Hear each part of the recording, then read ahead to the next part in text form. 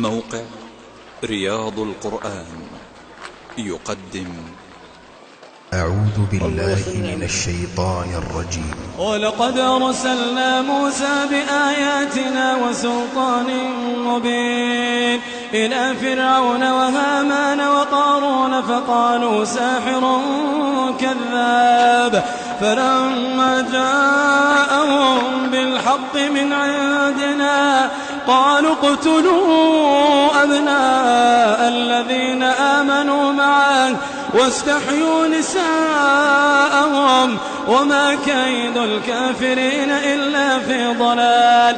وقال فرعون ذروني أقتل موسى وليدع ربه إني أخاف أن يبدل دينكم أو أن يظهر في الأرض الفساد.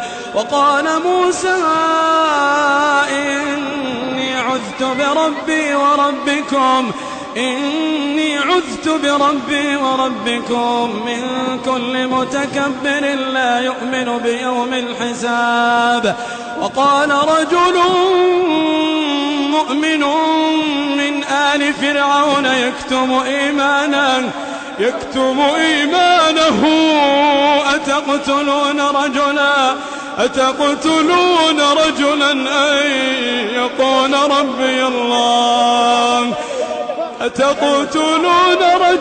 أن يقول ربي الله وقد جاءكم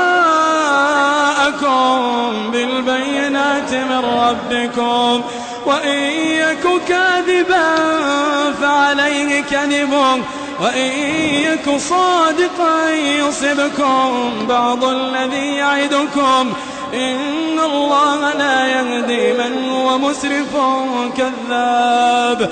يا قوم لكم الملك اليوم ظاهرين في الأرض فمن ينصرنا من بأس الله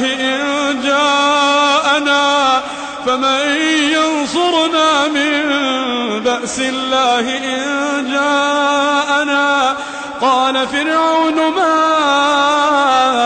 أريكم إلا ما أرى وما أهديكم إلا سبيل الرشاد. وقال الذي آمن يا قوم إني أخاف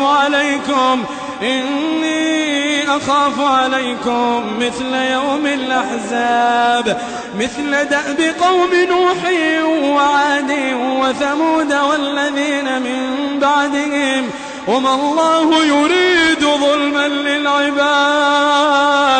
ويا قوم إني